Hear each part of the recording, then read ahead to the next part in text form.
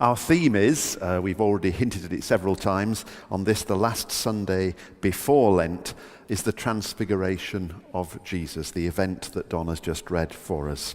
Last year we looked at Luke's account of the Transfiguration, and as I preached that last year, I brought out certain things from the text.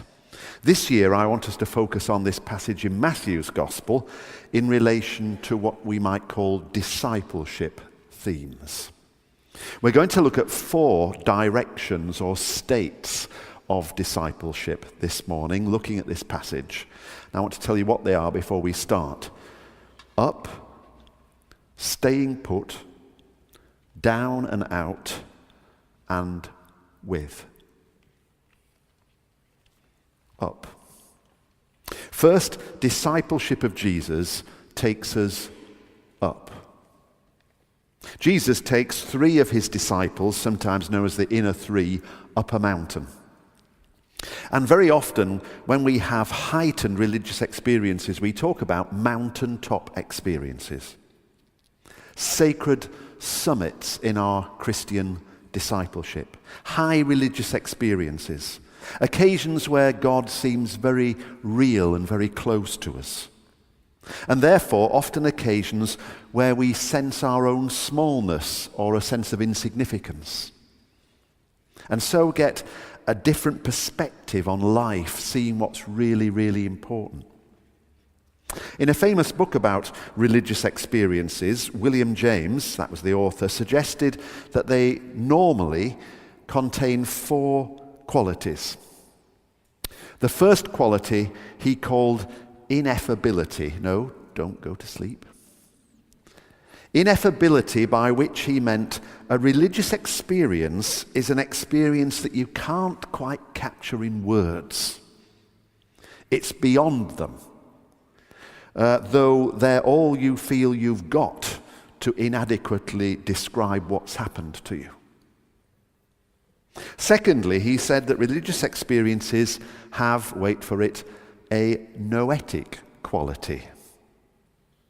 That is, that although we can't express or define them adequately, we somehow know deep inside that they contain truth and meaning.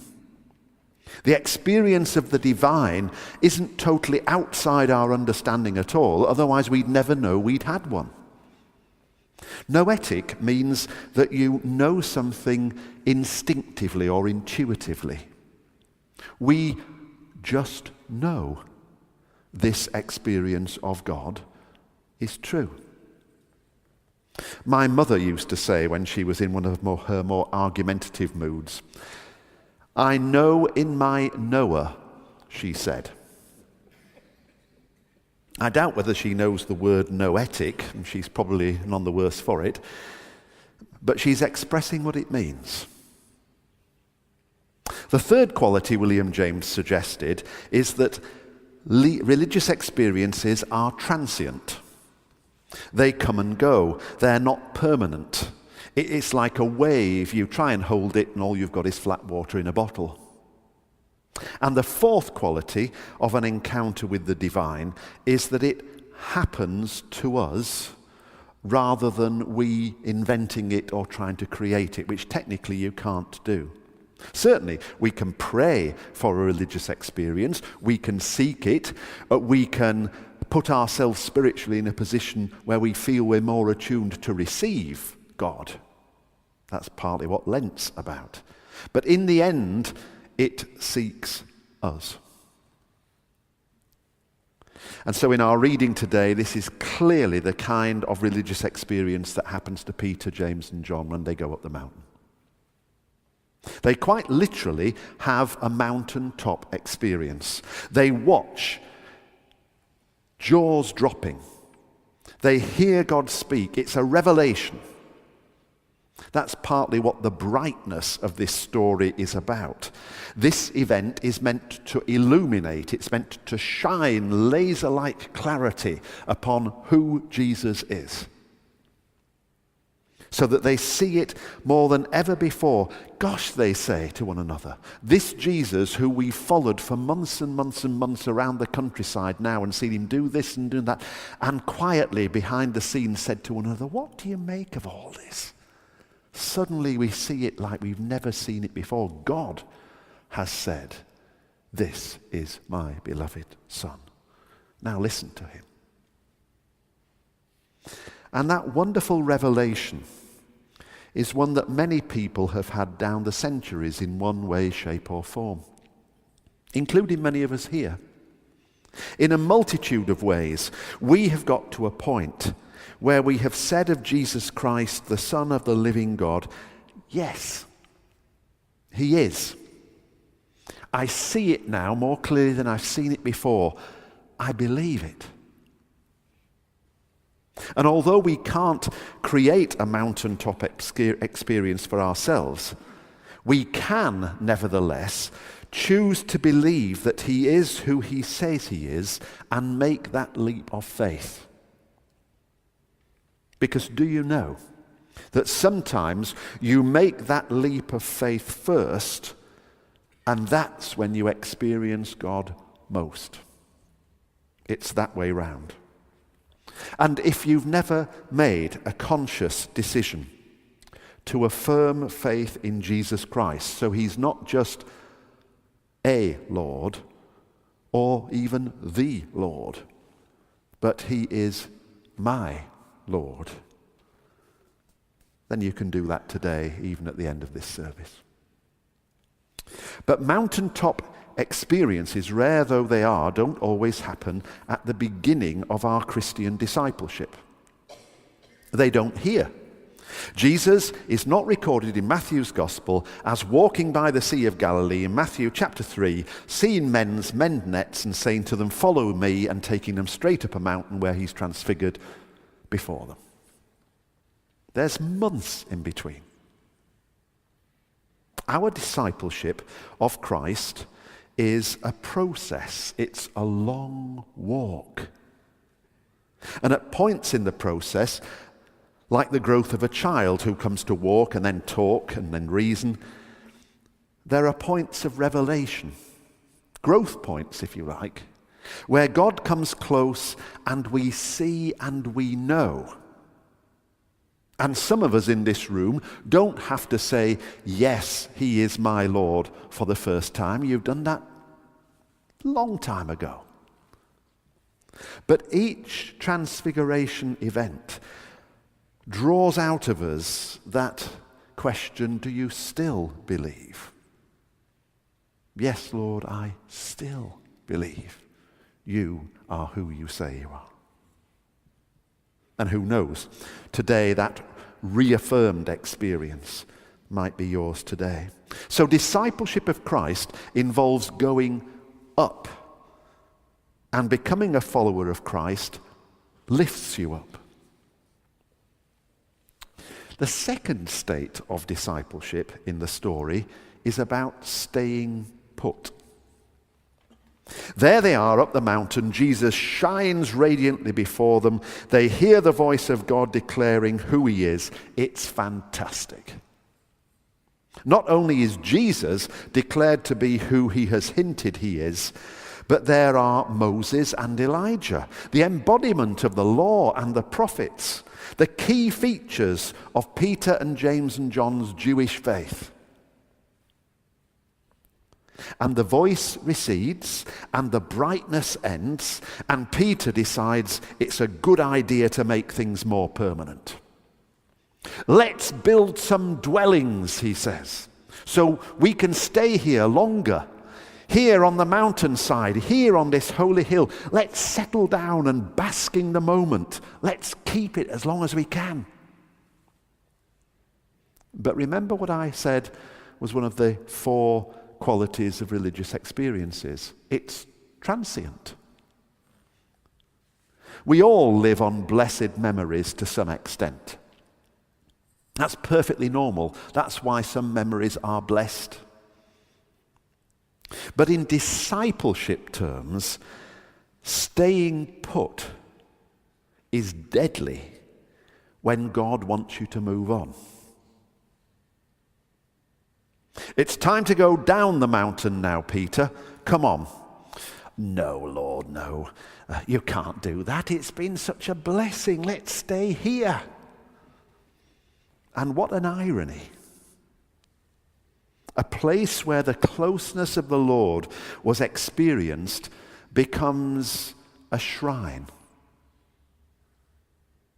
And the longer it stays there, a shrine of something that happened receding in time and receding in time. Because the Lord's gone somewhere else. He wanted us to go along, but we wouldn't move. With the result that the description of our discipleship is that it's static. We're still spiritually dining out on our powerful experiences of God. In 1987 and 2006, they were marvelous. We're still in the same place that effectively we were a decade ago. We're still devoted to carrying the heavy rucksacks of tradition that we think are marvelous, but actually in the end of the day, all they do is slow us down. Is our discipleship of Jesus live and active, or is it in fact static? And if it's static, what are we going to do about that as a new opportunity of Lent presents itself? The third direction or state of discipleship that emerges in this story from Matthew's Gospel might be described as down and out. Down and out in two senses, the first of which I've already hinted at. That is that discipleship of Jesus becomes down and out when our faith has fossilized. A faith remembered but no longer truly practiced.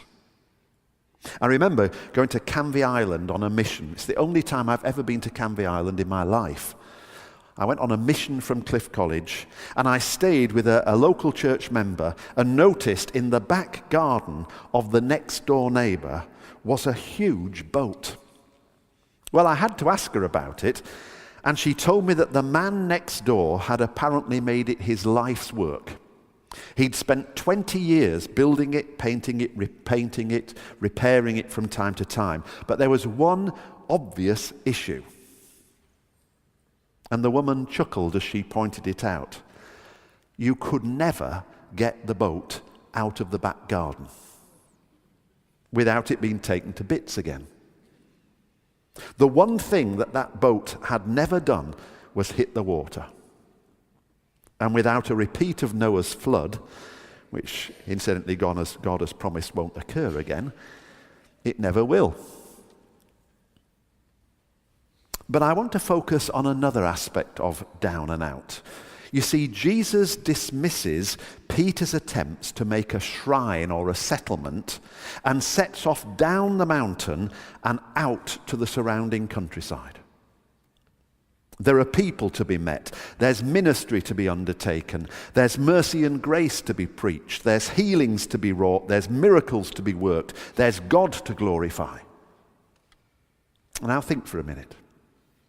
Realize again just how much the Jesus ministry is about being down and out. Down to those in the dregs of society, the unclean and unwanted, reaching out to those who needed him the most. And the task of the church is about both downreach and outreach. Come on, says Jesus to the three disciples as he sets off down the mountainside. Down and out, we've got work to do. And Jesus still calls his disciples to follow him down and out. Perhaps he's calling you. Perhaps you're wrestling this very morning with a sense of call. It might be what we might call an extensive call, which will shape your life and your work and the rest of your life. It could be a more modest call, which is still properly important in the work of God, where it's to do this rather than this. Some of us can't do what we once could for the Lord. Because for the best will in the world, just at the moment, but I hope it's going to be put right, I couldn't go on a 20-mile sponsored walk. I wish I could. Just like you wish you could probably do something that you once could do. The spirit's willing, the flesh has gone into a part-time mode. I remember the phrase of a minister when people in the church wanted to start a fresh expression of church in a local shop in the town. I can't do that, she said, but I do want to support those of you who can. And that's why we as individuals and as a congregation support various causes. God calls us to be generous, and although I can't, we can. Supporting causes and being generous doesn't absolve us from going where Jesus leads us and doing what Jesus wants of us. In the end of the day, you can't, at least in terms of Christian discipleship, pay for somebody else to do what God has asked you to do if you're able to do it. But equally, when we cannot physically or emotionally do certain things anymore, that's often the time when we've been given resources that once we did not. And disciples then see those resources as gifts to be given for the purposes of God, because I can't anymore, but we can with my support. Down and out because of us. And fourth and lastly, the word with. Up, staying put, down and out, with. Look at verse 9. As they were coming down the mountain. Not as Jesus came down the mountain. He's talked them into it. I can almost hear them, it's a Yorkshire word coming out again, I can almost hear them chuntering as they walk down the side of the hill. I'd have been prepared to walk. It's a lot better staying up there. I don't know why we're going back down here. And I can almost see Jesus sort of doing that sort of thing that my wife does so well. So he goes off. Bless them, they don't get left behind. Perhaps murmuring and mumbling a bit, they recognize the radiance and the voice of God has gone, and Moses and Elijah have disappeared, and they follow Jesus down the mountain into the ministry of being his disciple, of going where he goes, of sharing what he does, of being with him. And of course, and this becomes clear in all the gospel narratives of the Transfiguration, from the moment Jesus gets to the bottom of the mountain, he sets his face to Jerusalem, where he will be arrested and beaten and tried and crucified. Down from the glorious, affirming presence of God, and from that moment, closer and closer and closer to the place from which God seems almost to have disappeared. Being with him was a way of indicating that a person was a disciple. That's why later in the story, the same Peter is asked in a courtyard, "Did I not see you with him?" I tell you, I don't know the man. So the acid test of discipleship is to inquire whether we, me, you, whoever, are still with him. Or are we somewhere else? Being with him doesn't mean that no tragedy befalls us, or that we're exempt from getting the same diseases as everyone else, or that our hearts are never broken, or that we're never betrayed.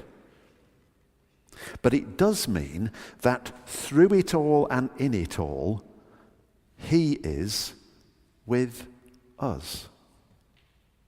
Jesus, the Son of God, Emmanuel, the God who is with us, is with us. What's that old gospel saying? I do not know what the future holds, but I know who holds the future. And that makes everything possible and fills every place with hope. It's the end scene of a movie, a film. The relationship between him and her has been on and off for the past 2 hours, but now they've decided to spend the rest of their lives together. He arrives to pick her up in the car, and she runs out with her bags packed, throws them in the back of the car, and leaps into the passenger seat. And as they drive off together, he says, "Don't you want to know where we're going?" "No," she says. "I'll go where you go." Brothers and sisters, in what state, as we approach Lent this year, is our discipleship? Up? Static? Down and out? I know this. Jesus said, "Whoever comes to me, I will never turn away." So in whatever state you find yourself this morning, you can go from this place with him. Amen.